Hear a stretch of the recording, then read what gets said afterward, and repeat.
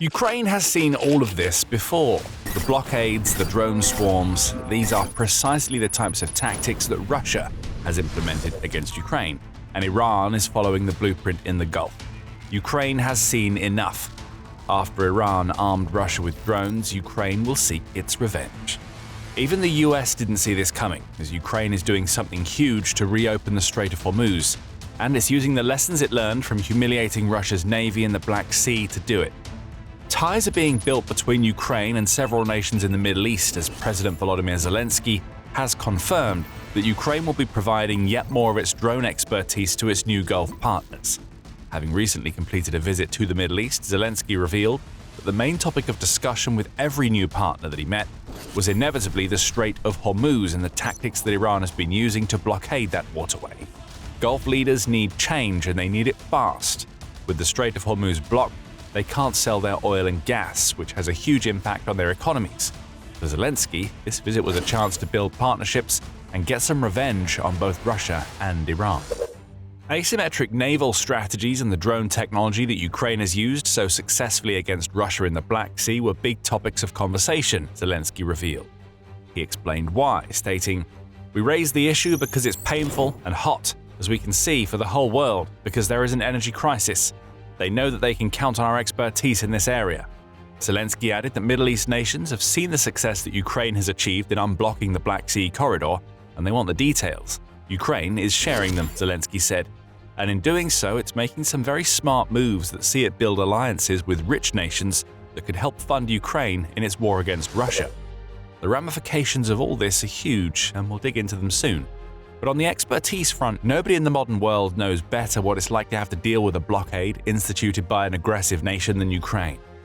On March 21st, Ukraine's Foreign Minister Andriy Sybiha labeled what we're seeing in the Strait of Hormuz as painfully familiar. He said on X that Russia did the same in the Black Sea, blocked maritime trade trying to strangle Ukraine's economy and achieve political and military goals.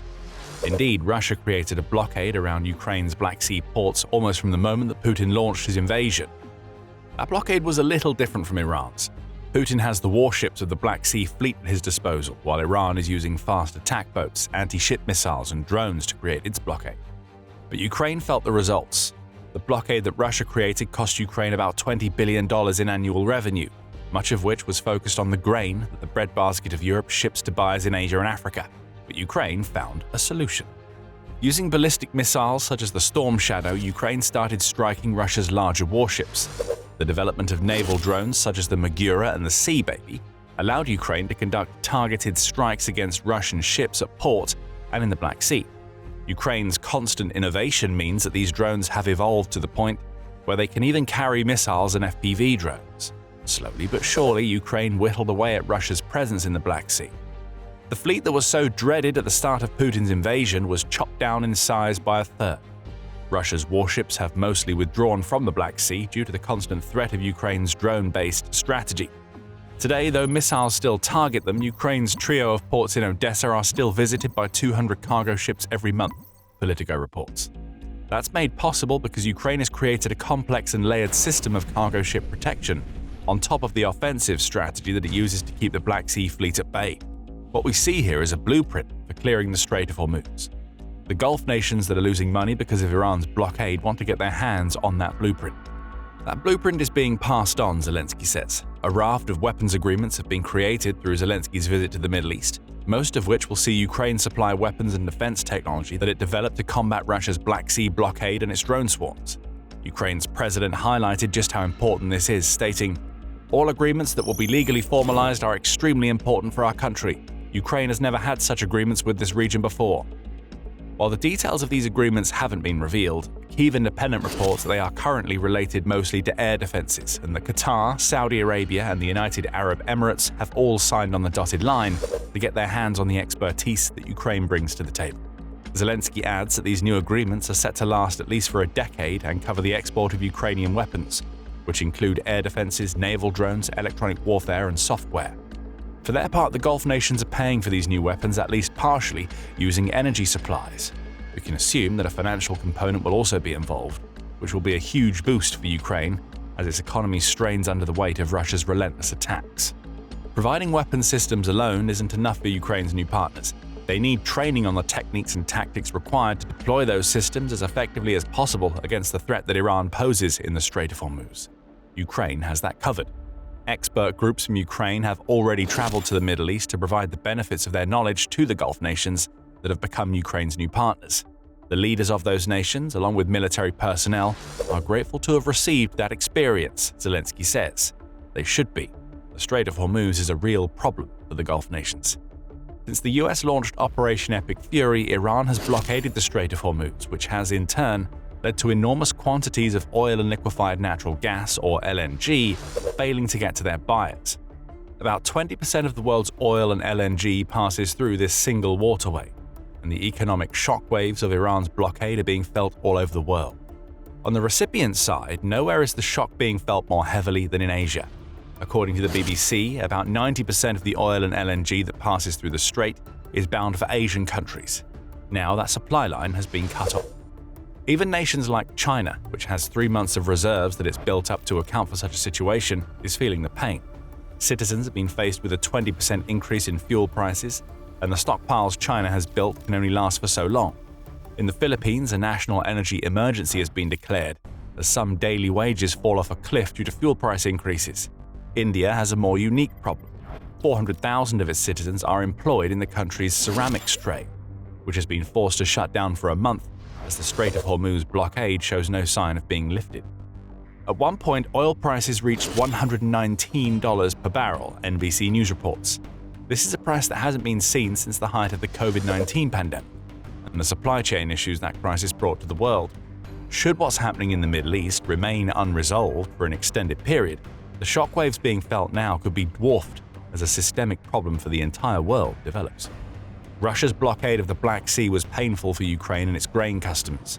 What we're seeing in the Strait of Hormuz magnifies that pain to a global scale, as the world's economy is teetering on the edge of oblivion. And at the epicenter of all of this are the Gulf nations that are now working so closely with Ukraine. For them, the closure of the Strait of Hormuz is an even more immediate problem because it means that they can't generate the income that they rely on to keep entire nations running. We'll get to that in a moment, but before we do, this is a quick reminder that you are watching The Military Show. If you haven't subscribed yet, now is the perfect time to hit that button so you catch every video that we publish. As the BBC reports, the 20% of oil and LNG that flows through the strait every year amounts to about $600 billion in annual trade. Iran is one of the beneficiaries of this income, and its blockade obviously doesn't extend to ships that are doing business with the country's regime. But for the likes of Qatar, Saudi Arabia, and other Gulf states that are quickly looking to build ties with Ukraine, that isn't the case. Billions of dollars are being lost in trade that isn't able to happen because of Iran's blockade. The Guardian calls this the worst nightmare for the Gulf states, especially because this is a problem that is entirely outside of their control. It was the US and Israel that launched operations against Iran. Gulf states are being drawn into a conflict of which they want no part, though they're also being steeled against Iran, both due to the blockade and because Iran has been launching missiles and drones into their territory. The sad fact for these nations is that they don't really have a choice. They're involved now, and their economies are feeling the brunt of the consequences. Ynet News says that the Gulf states have already lost about 1% of their gross domestic product, or GDPs, in the month or so since Operation Epic Fury began. Al Jazeera reports that Capital Economics forecasts GDP losses of between 10 and 15% if the conflict lasts at least 3 months. That is a very real risk, especially as signs are pointing to the US preparing to put boots on the ground in Iran that could add weeks, if not months, to the Operation Epic Fury timescale. What was supposed to be a quick operation for the US is looking like it will be anything but. And for as long as the Strait of Hormuz is blockaded, the Gulf nations need to find their own solutions. They've come calling to Ukraine, and Zelensky has answered that call. This is a brilliant strategy for Ukraine, as you'll soon discover, but there's another reason beyond the financial incentives for Ukraine to get involved. The new agreements allow Ukraine to exact some sweet revenge against both Russia and Iran. In addition to the blockade that Russia tried to create in the Black Sea, Ukraine has been pelted by drones on an enormous scale since Putin launched his invasion. Russia didn't have those drones at the beginning of the war. They had to source them from somewhere else, and that somewhere ended up being Iran. According to The Conversation, Russia is almost at the point where it's able to build 1,000 long-range drones every day. and almost all of these drones are Shahid types or variants of a design that Iran licensed to Russia around 4 years ago. That's the link. Iran hasn't just provided Russia with thousands of drones, it's done what Ukraine is doing in the Middle East right now. For Russia to get to the point that it has with its long-range drones, it needed experts from Iran to head into the country and teach it how to build those drones. Iran happily provided that expertise in return for deepening its security ties with Russia. There are now production plants inside Russia that are dedicated solely to building drones of Iranian design, and the Shahid 136 strike drone, which Russia calls the Geran 2, is now a more common sight in Ukrainian skies than it is anywhere in Iran. We see that in the size of Russia's long-range attacks against Ukraine. In February, Russia deployed 5,059 drones against Ukraine, which represented a 13% increase over the figure from January. And in March, Russia capped off the month with a 24-hour series of strikes between March 23rd and 24th, which eventually amounted to 948 drones. None of this would have been possible without Iran and its Shahid knowledge, and Ukraine is acutely aware of that fact. It will also be aware that Russia is now trying to repay the favor to Iran in the Gulf region. According to a report by The Telegraph, Russia is starting to supply Iran with Geran 2 and Shahid 136 drones, which means Iran is benefiting from the technological upgrades to those drones that have given them a range of 600 miles and a speed of 111 miles per hour, all in return for a $20,000 outlay. Ukraine knows all too well the problems that Iran's Shahid drones can cause. It's now lapping up some delicious irony as it turns Iran's strategy against it. Iran's regime thought that it could benefit from cozying up to Putin by giving Russia what it needed to hurt Ukraine. Now, Ukraine is cozying up to the Gulf nations that Putin hoped to influence by way of his ties with Iran, and it's doing it by providing drones and expertise, just as Iran provided to Russia. But Ukraine is going a step further. Iran's Shahids are attack drones for which Ukraine had to find an answer. Over the last 4 years, that answer has been evolving to the point where Ukraine has developed low-cost interceptor drones that collide with Russia's Shahid variants, taking them out in the skies long before they reach their targets. In February, more than 70% of the Shahid-type drones that Russia launched at Kyiv were taken out by Ukraine's new interceptors.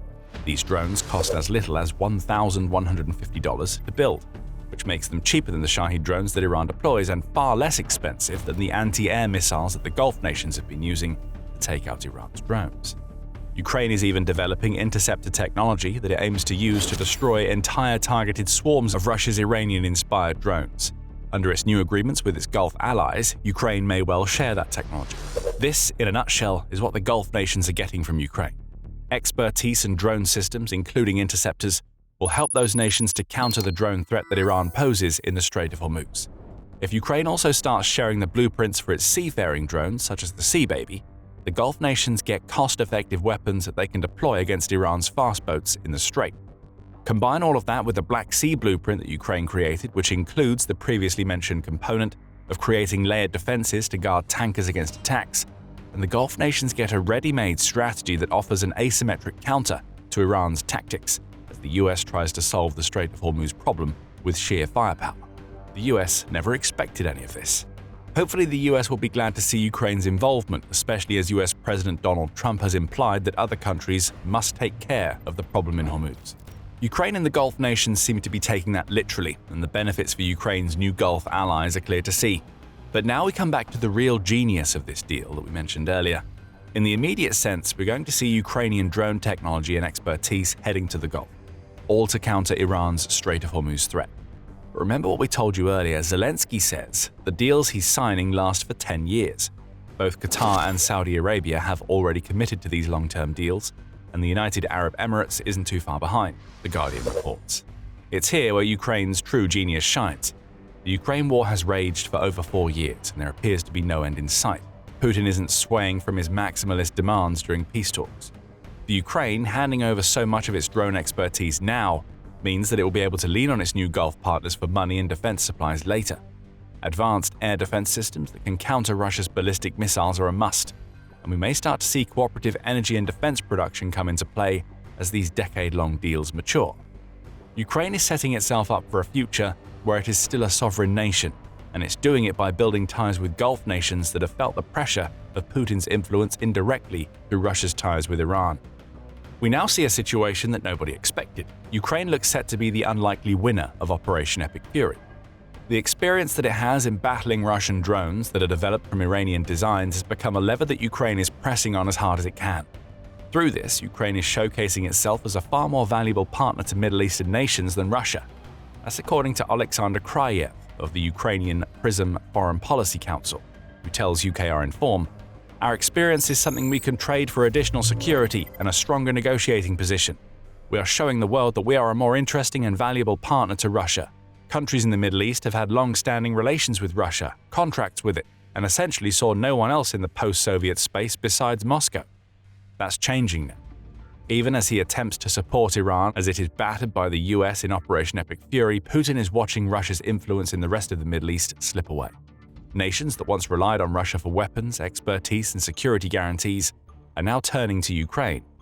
What once were trade relationships fueled by Gulf states buying 20% of the soybeans, wheat, corn, and sunflower oil that Ukraine produces has blossomed into something far more. That's dangerous for Iran. It's dangerous for Russia too. In one of the most unexpected developments in modern geopolitics, a 4-year-plus invasion has led to Ukraine becoming a key power player, not only in Europe, but in the Middle East. Still, we can't ignore the fact that Ukraine's drone expertise will take a while to implement, and the Strait of Hormuz is still blockaded. The US, as shocked as it is by Ukraine's deepening involvement, has its own plans for reopening the waterway. You can find out what those plans are if you watch our video. And if you enjoyed this video, remember to subscribe to The Military Show to catch more of our in-depth analysis of the geopolitics surrounding the crisis in the Middle East. And thank you as always for watching.